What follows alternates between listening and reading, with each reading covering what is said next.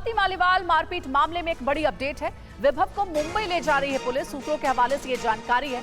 विभव पर मुंबई में फोन फॉर्मेट कराने का आरोप है और पुलिस को आशंका है कि डेटा को सुरक्षित रखा गया है।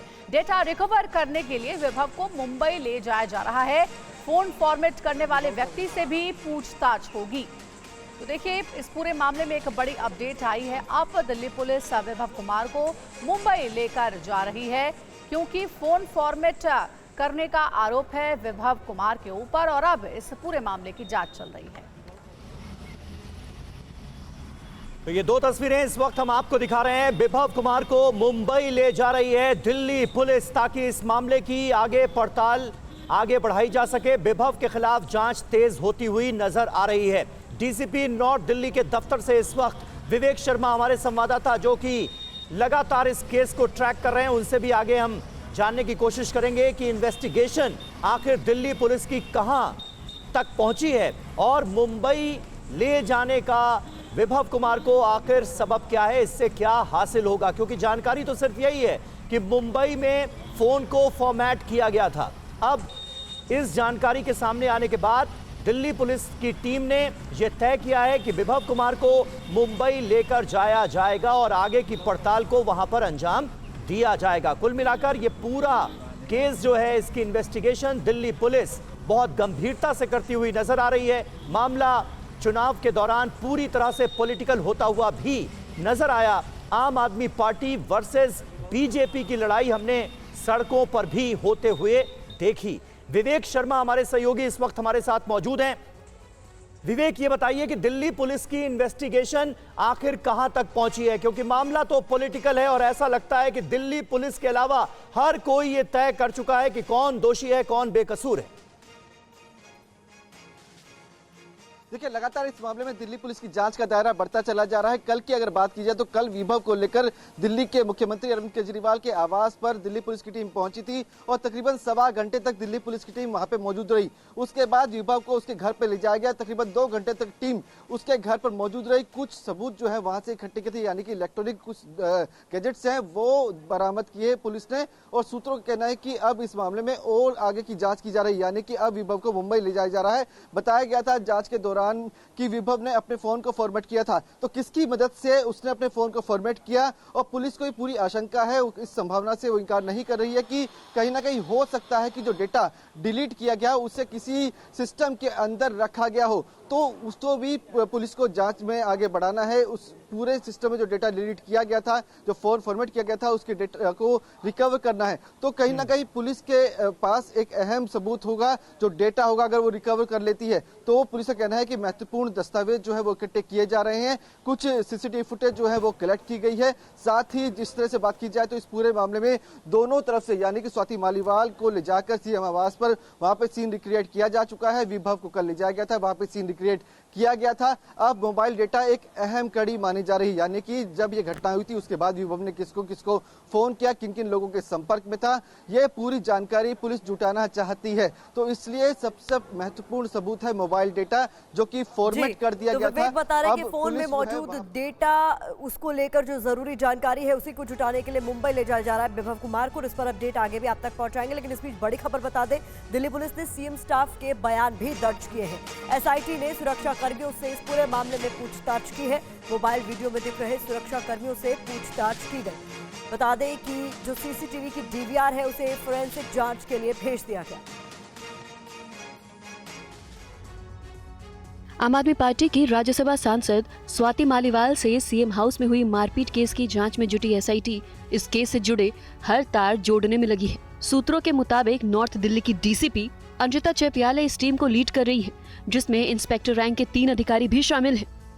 इससे पहले पुलिस आरोपी विभव को लेकर सीएम आवास गई थी, जहां क्राइम सीन को रिक्रिएट किया गया। सूत्रों के मुताबिक दिल्ली पुलिस ने सीएम स्टाफ के बयान दर्ज किए हैं। सीएम के सिक्योरिटी में लगे सुरक्षा कर्मियों के बयानों को भी दर्ज किया गया है।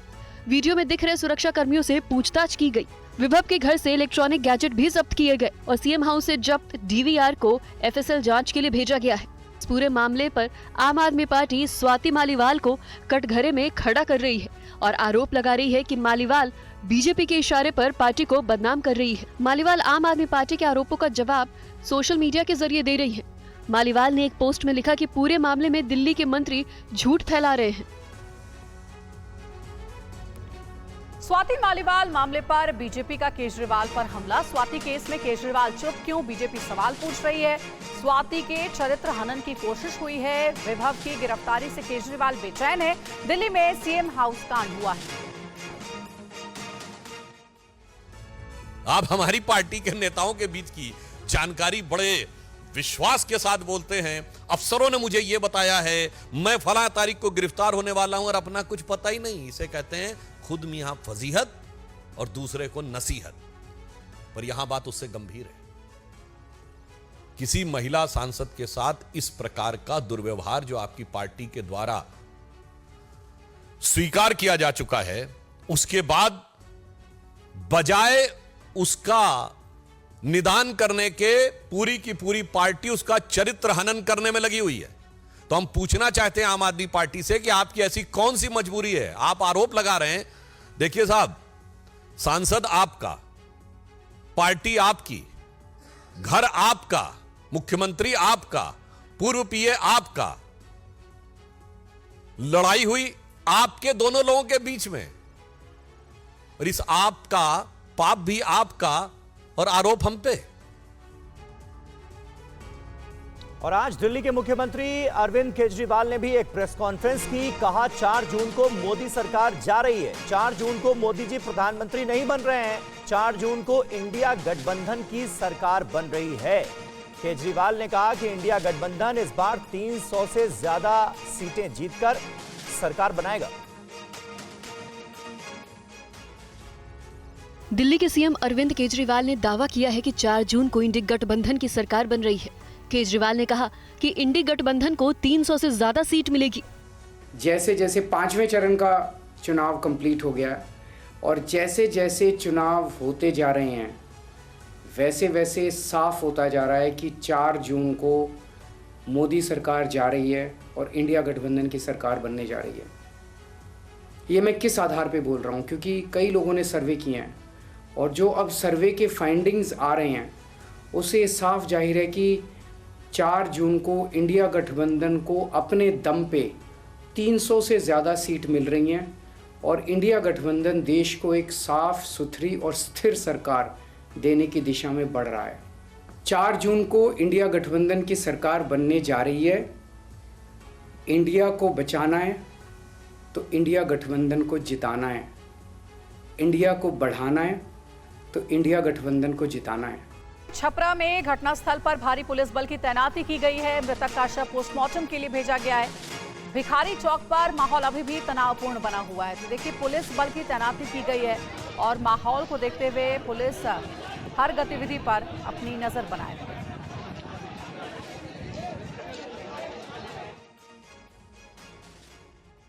और इस बीच रोहिणी आचार्य ने बीजेपी पर बोला है हमला। बीजेपी वाले गुंडे वहां पर बैठे थे, बीजेपी वालों ने मुझे गालियां दी, ये कहा है रोहिणी आचार्य ने। कैंडिडेट हमको अधिकार है, हर एक बूथ पे आप लोग भी सब कोई थे मेरे साथ। वहाँ पे हम बूथ लूटने गए थे देखने के लिए कि कितना पोलिंग हुआ, क्या हुआ। उसमें से एक ये जो भाजपा वाले जो गुंडे हैं वो बैठे हुए थे अंदर में। उनसे पूछे हम कि आप वोट डाल दिए, तो बोला कि हाँ डाल दिए। तो हम फिर अंदर क्या करने, आप बाहर निकलिए। उसी पे ये लोग भद्दी भद्दी मुझे गालियाँ दी गई है। उसके बाद से ये लोग पत्थर, बांस और डंडा लेकर के मेरे ऊपर जानलेवा हमला हुआ है।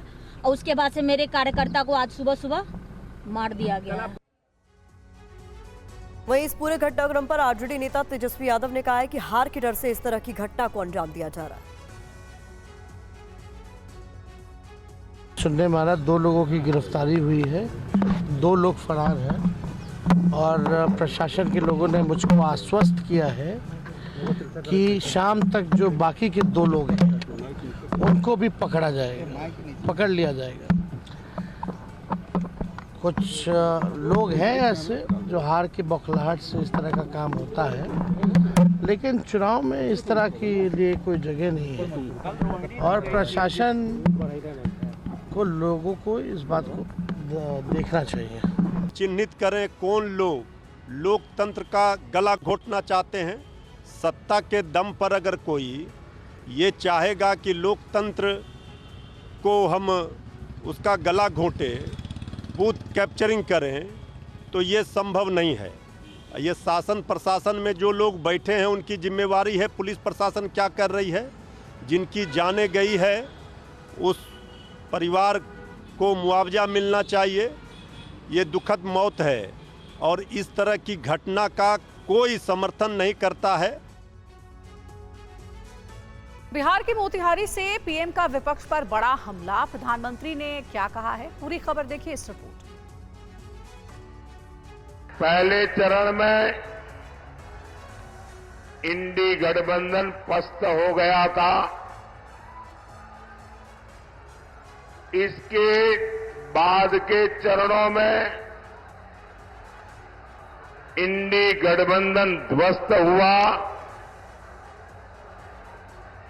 और अब कल जो 5वां चरण हुआ, इंडी गठबंधन पूरी तरह परास्त हो चुका है।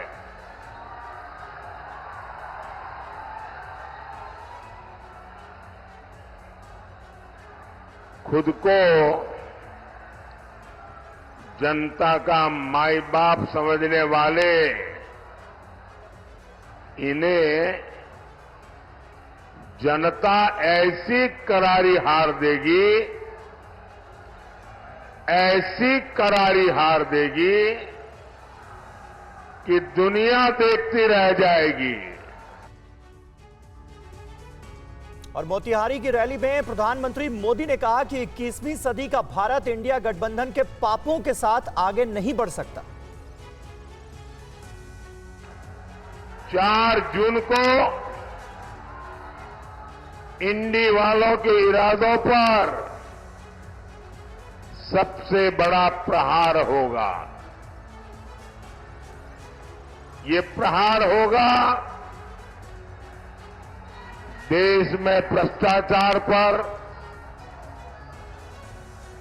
ये प्रहार होगा तुष्टीकरण की राजनीति पर, ये प्रहार होगा टुकड़े टुकड़े गैंग पर,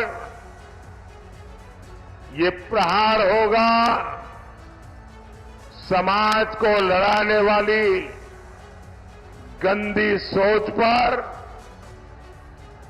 ये प्रहार होगा सनातन को गाली देने वाली विकृत मानसिकता पर।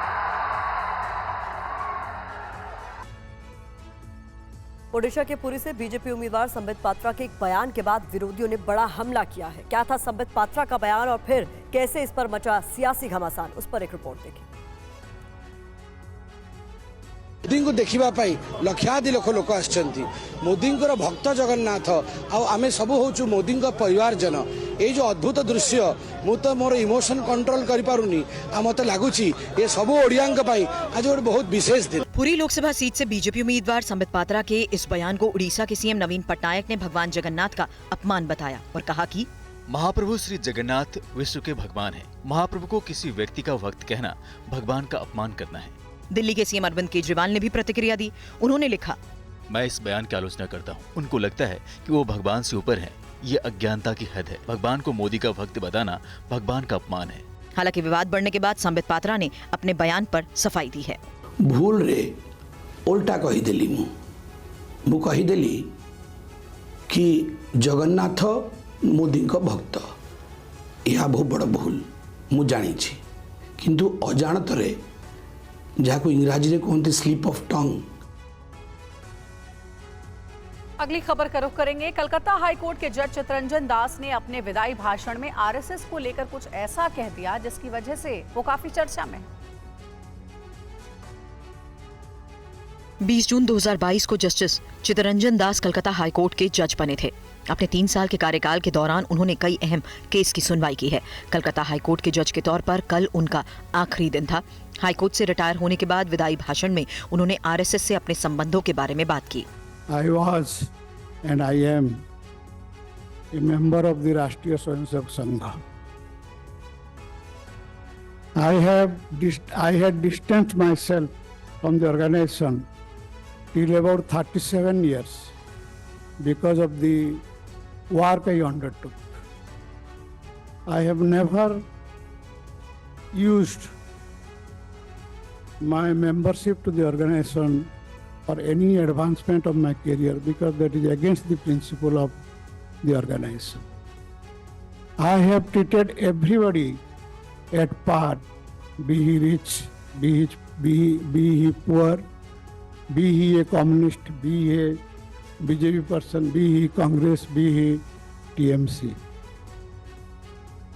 और पश्चिम बंगाल के जलपाईगुड़ी में रामकृष्ण मिशन के आश्रम में कुछ लोगों ने तोड़फोड़ की है। आरोप है कि बदमाशों ने बंदूक की नोक पर भिक्षुओं को धमकाया भी। जलपाईगुड़ी में रामकृष्ण मिशन आश्रम में हुए इस हमले के बाद लोगों ने विरोध प्रदर्शन किया, सड़क पर टायर जलाकर आक्रोश जाहिर किया। लोगों का कहना है कि पुलिस प्रशासन को सख्त कार्रवाई करनी चाहिए। आरोपियों की अभी तक गिरफ्तारी नहीं की गई। मिशन के एक अधिकारी ने बताया कि तड़के 3 बजे करीब 10 हथियारबंद युवक हमारे आश्रम में घुसे, सीधा पहली मंजिल पर पहुंचे। बंदूक की नोक पर भिक्षुओं सहित वहां मौजूद 8 लोगों को परिसर छोड़ने की धमकी दी। उन्होंने परिसर में तोड़फोड़ भी की। इस सब के पीछे स्थानीय भूमाफिया का हाथ है। आरोप है कि हमलावरों ने सीसीटीवी कैमरों को तोड़ दिया, वहां से निकलते समय गेट पर ताला लगा दिया। पुलिस को इसकी जानकारी दी गई तो ताला तोड़कर फंसे लोगों को बाहर निकाला गया। রামকৃষ্ণ মিশন জলপাইগুড়ির শিলিগুড়িতে সেবক হাউস বলে একটা প্রপার্টি আছে, ওটা আপনাদের 42 নম্বর ওয়ার্ডে পড়ে, সেবক রোডে। ওর প্রপার্টি আমরা পেয়েছিলাম সুনীল কুমার রায়, উনি গত হয়েছেন। Pune hit and run case में पुलिस ने कार्रवाई करते हुए नाबालिग आरोपी के पिता को गिरफ्तार कर लिया। पुणे में पोर्श कार हादसे में महाराष्ट्र पुलिस एक्शन मोड में आ गई है। पुलिस ने संभाजी नगर से आरोपी नाबालिग लड़के के पिता विशाल अग्रवाल को हिरासत में लिया है। विशाल अग्रवाल पुणे का एक बड़ा बिल्डर है और हादसे के बाद से फरार चल रहा था। उसके फादर, एक्यूज्ड के फादर को सेक्शन 75 जुवेनाइल जस्टिस एक्ट के तहत उसके विरुद्ध कार्रवाई की, जिसमें उसने एक माइनर को फैसिलिटेट किया इस क्राइम के लिए। उसने उसको गाड़ी प्रोवाइड की, उसने उसको पार्टी में जाने के लिए फैसिलिटेट किया, उसको वहां दारू पीने के लिए उसको पैसे और बाकी सुविधा प्रोवाइड किए। इसके लिए उससे सेक्शन 75 के अंतर्गत कार्रवाई की। 2 लोगों को कुचलने से पहले नाबालिग आरोपी ने अपने दोस्तों के साथ एक पब में शराब पी थी, जिसका वीडियो सोशल मीडिया पर वायरल हो रहा है। पुलिस ने पब के मैनेजर और मालिक को भी गिरफ्तार कर लिया है। और अगली खबर है ग्रेटर नोएडा से, जहां बदमाशों ने एक शख्स को अगवा कर एक बार फिर पुलिस को बड़ी चुनौती दी है। अपहरणकर्ताओं ने कुछ खास प्लानिंग भी की थी, लेकिन अचानक कुछ ऐसा हुआ कि उनकी योजना धरी की धरी रह गई। पूरा मामला देखिए इस रिपोर्ट में। ग्रेटर नोएडा के 4 बदमाशों ने हरियाणा के कारोबारी को उसी की स्कॉर्पियो में किडनैप किया, उसके हाथ पांव बांध दिए और गाड़ी में डाल दिया। सुबह उसे लेकर नोएडा पहुंचे। पुलिस गाड़ियों को रोककर चेक कर रही थी। बदमाश पुलिस को देखकर घबरा गए। घबराहट में स्कॉर्पियो डिवाइडर में ठोक दी। पुलिस वालों को देखते ही कारोबारी ने शोर मचा दिया, लेकिन पुलिस की स्कॉर्पियो तक पहुंचने से पहले बदमाश उसे छोड़कर फरार हो गए। पुलिस ने कारोबारी को छुड़ाया और उसे अस्पताल लेकर पहुंची। कारोबारी राजीव मित्तल बल्लभगढ़ के मुकेश कॉलोनी के रहने वाले हैं। उनका पार्किंग का बिजनेस है। सोमवार रात 1 बजे बल्लभगढ़ से बदमाशों ने उन्हीं की स्कॉर्पियो में उनको किडनैप किया। रात भर बदमाश इधर से उधर भागते रहे। यूपीआई और एटीएम से बदमाशों ने पैसे निकालने की कोशिश की, मगर हर बार उन्होंने पिन गलत बताया। 3 बार पिन गलत बताने से कार्ड ब्लॉक हो गए और